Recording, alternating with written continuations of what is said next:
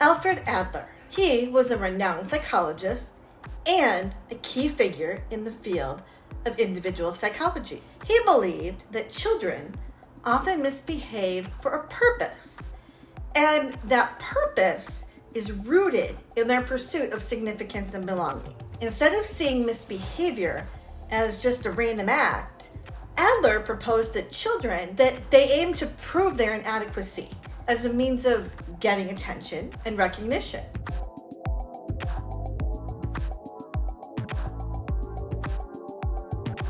Hi, I'm Kim Feeney with Butterfly Beginnings Counseling, and welcome to my channel. I have over 10 years of experience helping hundreds of children and families to lead healthier emotional lives so they can cope with big emotions.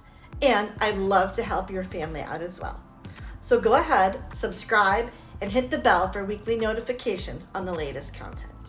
So, what exactly is the goal of misbehavior according to Adler? Well, it's just a child's way of saying, hey, I'm here, I matter. Because when kids feel undervalued or ignored, they may resort to misbehavior as just a strategy to gain the attention that they crave.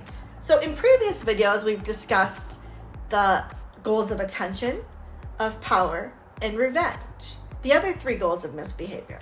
Today, our final video covers Adler's goal of misbehavior proving inadequacy. This goal is when a child misbehaves in order to get attention from adults, even if it's negative attention. The child may believe that if they can prove to their caregiver that they're not good enough, then their caregivers will have to take care of them, will have to meet their needs. So children who are very discouraged and feel inadequate and believe they can't do anything right, they've given up trying because they just feel defeated. They're afraid of being judged as incapable. They lack the self-confidence and a sense of self-efficacy. And as a result of feeling so discouraged, they might isolate themselves. They might slack off at school. They might refuse to engage in friendships or community activities.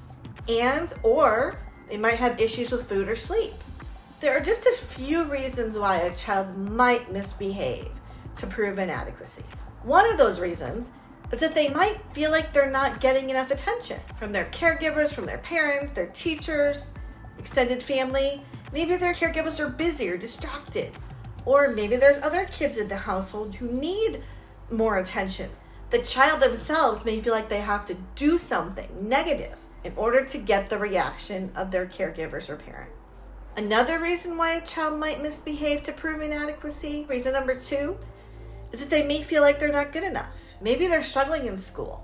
Maybe they're not as good at sports as their siblings. They may believe that if they can prove to their caregiver that they're just not good enough, then their caregiver or parent will then lower their expectations. When parenting these kiddos, you may begin to feel discouraged. You can find support from like-minded individuals who understand how you're feeling by joining our Facebook group for calm, empathetic, supportive parents and caregivers using the link below in the description. As a play therapist, I often see children who are misbehaving to prove inadequacy, and I use play therapy to help them explore their feelings and beliefs. And through this process, we develop new ways of coping. One of the most important things that I do is to create a safe and supportive environment. I let the child know that they're accepted and they're loved unconditionally, no matter what. I also listen to them carefully, and I try to understand their perspective using empathy. And then once I have a better understanding of the child's situation and perspective, I can start to help them develop new coping skills and new strategies. One example is I might teach them how to ask for attention in a positive way. I might also help them to challenge their negative thoughts and beliefs about themselves, others, and the world. Now, here's the important part.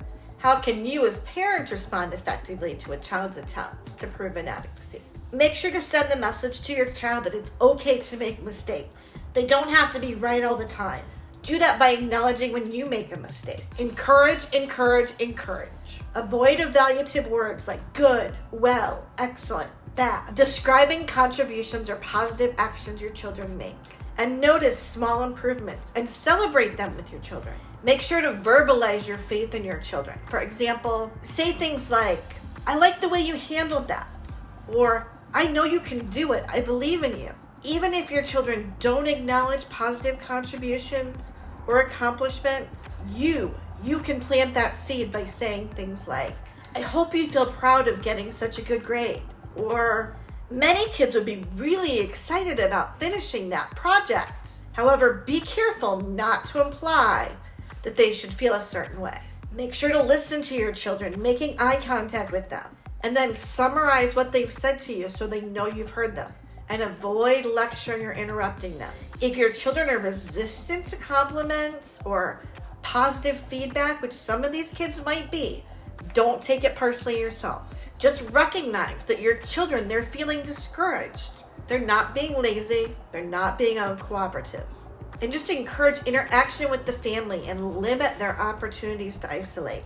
Drop me a comment below and let me know what activities you and your kids prefer to do. Some activities that I recommend for doing with children who are very discouraged include things like coloring. Get coloring books and color with your child. At any age, coloring is fun. Listening to music together, some of your choice and then some of theirs. Go on walks or just sit outside and enjoy your children. Enjoy the sunshine.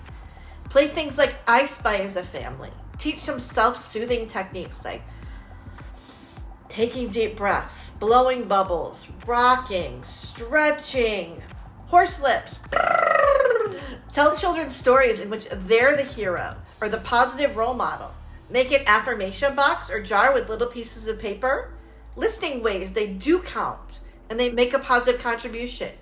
Play in the sand, pour water from one container to another. Get messy, play with shaving cream, make some potions, do some fun experiments. And of course, there's tons of books designed to help to encourage these types of kids.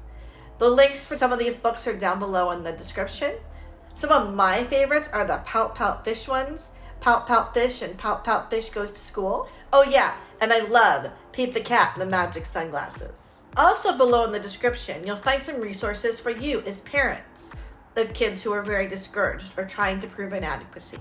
Some of these include I Love You Rituals by Becky Bailey and the book Have You Filled a Bucket Today? And another one that I really love are the 5 love languages for kids and then the 5 love languages for teens.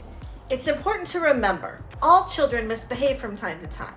And if your child is misbehaving frequently, especially if they're misbehaving in ways that are designed to get negative attention or prove their inadequacy, it's important to talk to them about the reason, about the purpose of the behavior. Try to understand what they're feeling and what they need from you. With your help, then they can learn to find more positive ways to get their needs met. Recognizing that your child's actions are often driven by their need for significance and belonging. Responding with empathy, understanding, and encouragement. You can help your child to develop a strong sense of self-worth and reduce the need for misbehavior. Don't forget to join our Facebook group for calm, empathetic, supportive parents and caregivers with that link down below in the description. If you found this video helpful, subscribe, give it a thumbs up, and share with a friend. And wherever you are in your day, hug your child and make it a great one.